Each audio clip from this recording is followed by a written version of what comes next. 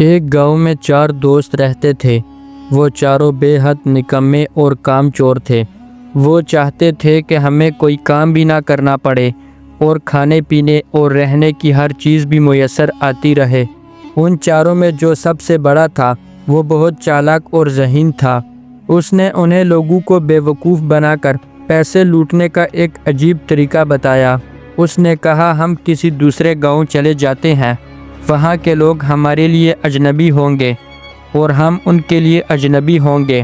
ہم گاؤں کے امیر لوگوں کے پاس جا کر جھوٹ کی کہانیاں سنائیں گے اور اپنی مظلومیت بیان کریں گے۔ یوں ہمیں کچھ نہ کچھ پیسے مل ہی جائیں گے۔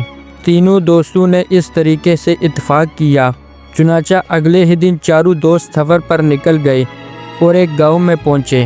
وہاں کے امیر لوگوں کے پاس جا کر عجیب و غریب جھوٹی کہانیاں گھڑتے اور بعض دفعہ اپنی مظلومیت بیان کرتے تو لوگ ان کو پیسے دے دیتے۔ جب یہ چاروں گاؤں کے امیر لوگوں کو اچھی طرح لوٹ لیتے اور گاؤں کے لوگ ان کی چالاکی اور مکاری کو سمجھنے لگتے تو یہ اس گاؤں سے بھاگ کر کسی دوسرے گاؤں میں پہنچ جاتے اور وہاں کے لوگوں کو بیوقوف بنانے لگتے۔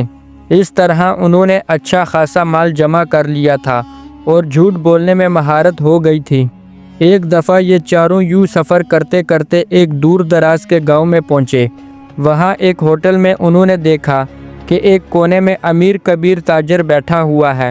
اس کے آس پاس اس کا قیمتی سامان بھی پڑا ہوا تھا اور اس تاجر نے قیمتی لباس پہنا ہوا تھا۔ تاجر کو دیکھ کر ان چاروں کے منہ میں پانی بھر آیا اور سب سوچنے لگے کہ کسی طرح اس تاجر کا سب مال ہمیں مل جائے۔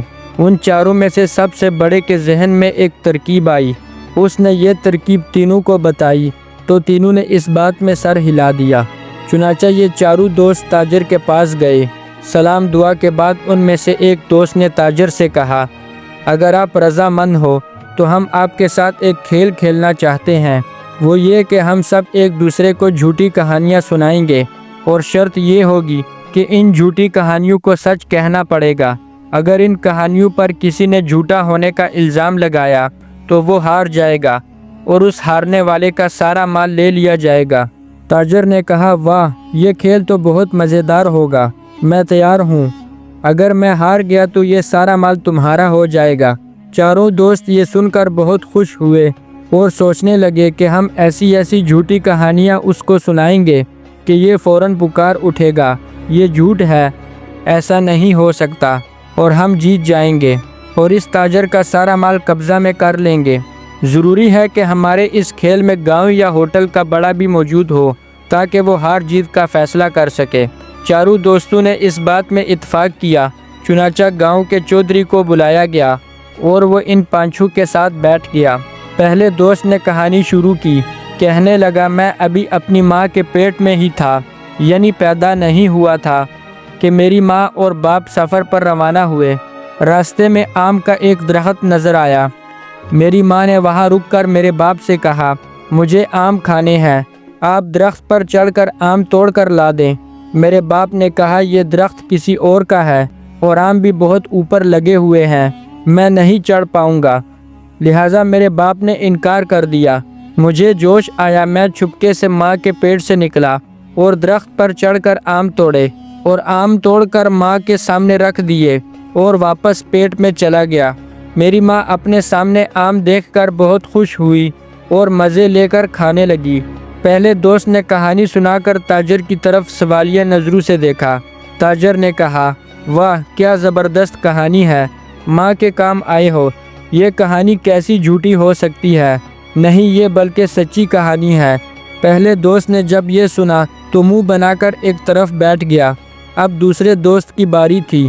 وہ کہنے لگا، میری عمر ابھی صرف 7 سال تھی، مجھے شکار کھیلنے کا بے حد شوق تھا۔ ایک دفعہ میں جنگل میں گیا، وہاں اچانک مجھے دور ایک خرگوش نظر آیا۔ میں اس کے پیچھے دوڑ پڑا، یہاں تک کہ میں اس کے قریب پہنچ گیا۔ جب میں اس کے قریب پہنچا تو معلوم ہوا کہ وہ خرگوش نہیں بلکہ شیر ہے۔ شیر نے مجھے دیکھ کر میری طرف بڑھنا شروع کیا۔ اب تو میں بہت گھبرا گیا اور شیر سے کہا، دیکھو شیر بھائی، میں تو تمہارے پیچھے صرف اس لیے آیا تھا کہ مجھے لگا جیسے آپ خرگوش ہو، خدا کے لیے مجھے جانے دو۔ لیکن شیر نے میری بات نہیں مانی اور دھاڑنے لگا۔ مجھے بھی غصہ آ گیا اور میں نے ایک زوردار تھپڑ شیر کو مارا۔ شیر وہی 2 ٹکڑے ہو کر مر گیا۔ تاجر نے کہانی سن کر جواب دیا، واہ واہ، کیا بہادری ہے، بندے کو ایسا ہی بہادر ہونا چاہیے، یہ کہانی بالکل جھوٹی نہیں ہو سکتی۔ اب وہ دونوں دوست جنہوں نے کہانی سنائی تھی، انہوں نے اپنے تیسرے ساتھی کو چپکے سے آنکھ ماری کہ تو کوئی ایسی غضب کی جھوٹی کہانی سنا جسے تاجر فوراً جھوٹ مان لے۔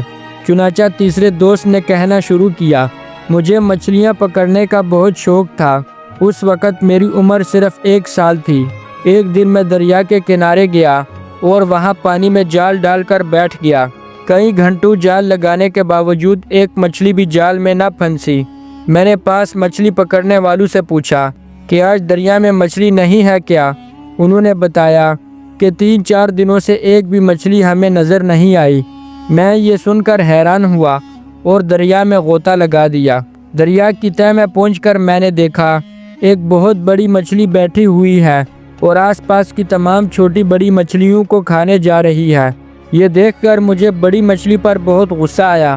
میں نے اس مچھلی کو ایک زبردست مکہ مارا اور اسے وہیں ڈھیر کر دیا۔ پھر میں نے وہیں دریا کی تہہ میں بیٹھ کر آگ جلائی اور وہیں مچھلی پکائی اور کھا کر واپس دریا سے باہر آ گیا اور اپنا سامان لے کر گھر کی طرف چل پڑا۔ تیسرے نے کہانی سنا کر امید بھری نظروں سے تاجر کی طرف دیکھا۔ تاجر نے کہا، بہت اچھی کہانی ہے، دریا کی سب چھوٹی مچھلیوں کو آزادی دلائی، کتنا نیکی کا کام ہے، بالکل سچی کہانی ہے۔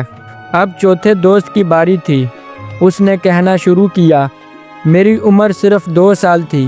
ایک دن میں جنگل میں گیا، وہاں کھجوروں کے بڑے بڑے درخت تھے اور ان پر کھجوریں بہت لگی ہوئی تھیں۔ میرا بہت دل چاہا کہ میں کھجوریں کھاؤں، چنانچہ میں درخت پر چڑھا اور پیٹ بھر کر کھجوریں کھائی۔ جب میں نے درخت سے نیچے اترنے کا ارادہ کیا تو مجھے لگا کہ میں نیچے اترتے گر جاؤں گا۔ میں بھول گیا تھا کہ درخت سے نیچے کیسے اترتے ہیں۔ میں درخت پر بیٹھا رہا یہاں تک کہ شام ہو گئی۔ اچانک میرے ذہن میں ایک ترکیب آئی کہ کیوں نہ میں گاؤں سے سیڑھی لا کر اس کے ذریعے سے نیچے اتروں۔ چنانچہ میں گاؤں گیا، وہاں سے سیڑھی اٹھا کر درخت کے ساتھ لگائی اور اس کے ذریعے سے نیچے اتر گیا۔ اب چاروں دوستوں نے امید بھری نظروں سے تاجر کو دیکھا کہ اب ضرور کہہ دے گا نہیں یہ کہانی جھوٹی ہے، لیکن تاجر نے آگے بڑھ کر چوتھے سے ہاتھ ملایا اور کہنے لگا، کیا زبردست دماغ پایا ہے، ایسی ترکیب تو بہت ذہین آدمی کے ذہن میں آ سکتی ہے، بالکل سچی کہانی معلوم ہوتی ہے۔ اب تو چاروں بہت گھبرائے کہ کہیں ہم ہار نہ جائیں۔ اب کہانی سنانے کی باری تاجر کی تھی۔ تاجر کہنے لگا، میں نے بہت سال پہلے ایک خوبصورت باغ لگایا تھا۔ اس باغ میں ایک سنہرے رنگ کا ایک بہت نایاب درخت تھا۔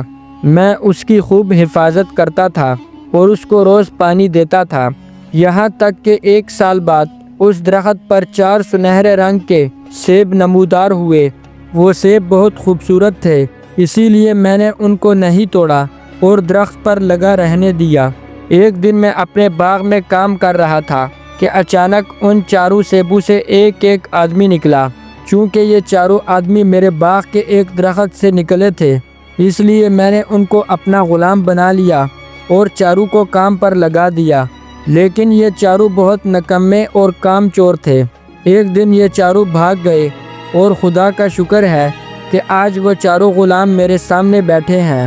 یہ کہانی سن کر 4 دوستوں کے اوسان خطا ہو گئے۔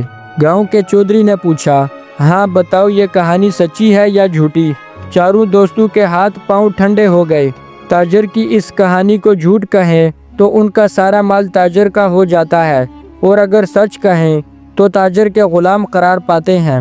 چنانچہ 4 خاموش ہو گئے، نہ ہاں میں جواب دیا اور نہ ہی نہ میں جواب دیا۔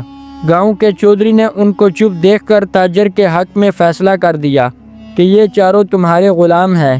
یہ سن کر وہ 4 تاجروں کے قدموں میں گر پڑے اور معافیاں مانگنے لگے۔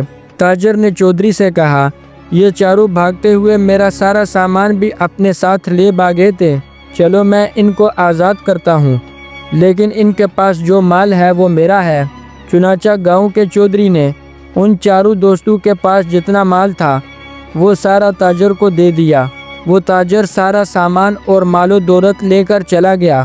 یہ چاروں بہت سخت پشیمان ہوئے۔ انہیں جھوٹ کی نہایت بری سزا ملی تھی۔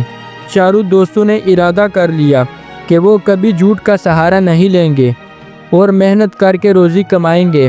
چاروں واپس اپنے گاؤں چلے گئے اور جھوٹ سے توبہ کر لی۔